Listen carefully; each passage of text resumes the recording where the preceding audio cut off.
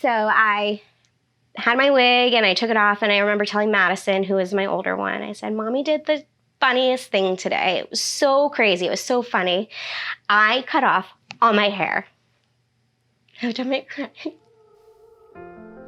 I cut off all my hair, and we made it a game. So she would put on my wig and take it off. And I just tried to make things as light and funny as possible.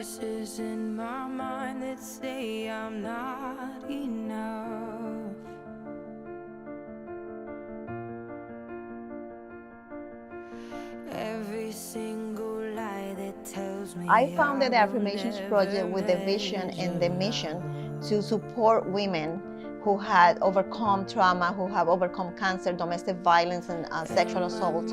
I want to show them that we cannot allow the pain of our past to determine the rest of our lives. We are survivors, and there's a light at the end of the tunnel. We're here to help people get out of their shell, get out of their traumatic experiences, and just learn to self-love again and share the message of love.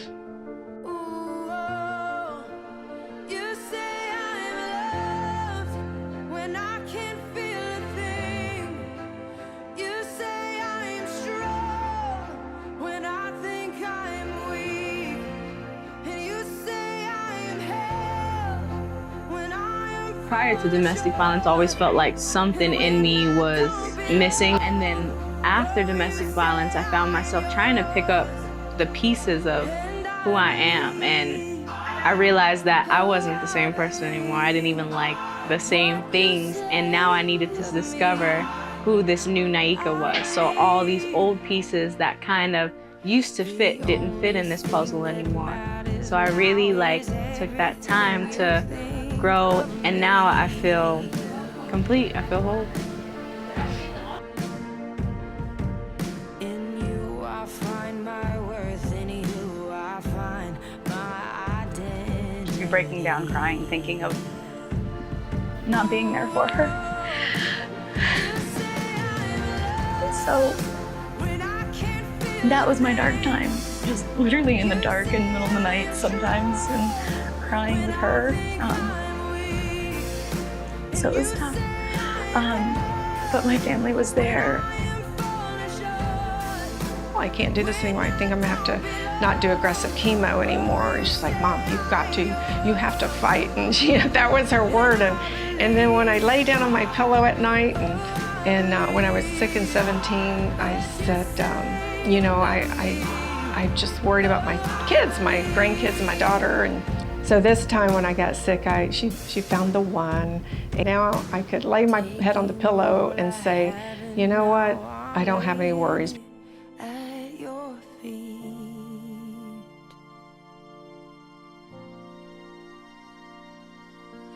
You'll have every failure, God.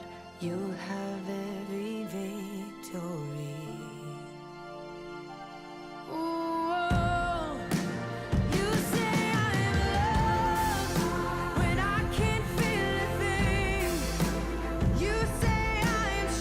I've been given the chance to relive again, redo something again.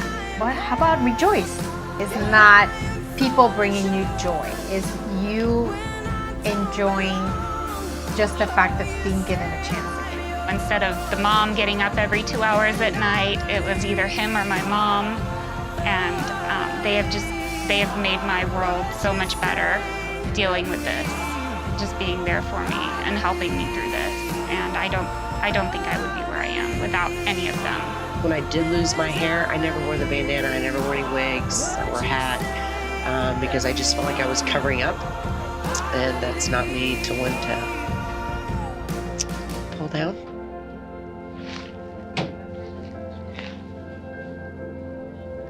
So for me, if I'm not laughing, I'm dying. Fire became this thing with me where everywhere I went, I lit fires, not only for myself, but for other people, because there was no way in hell I was going to live in hell, in fire, and not do something about it. It's not about putting it out. It's about keeping the fire going and allowing people to feel the things that they run from. So I lost my home, I lost my children's photos, I lost my furniture, I lost my whole entire life. 6 months later, I found out that I had breast cancer. And so not only was I dealing with trying to pick up the pieces from Irma, now I'm trying to have to fight for my life. Freedom allowed me to understand that instead of giving in and giving up like I did, freedom is allowing me to give back.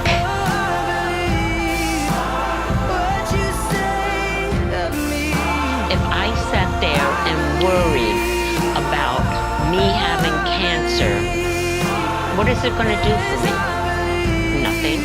I've gained nothing. I've wasted time. I don't like to waste time.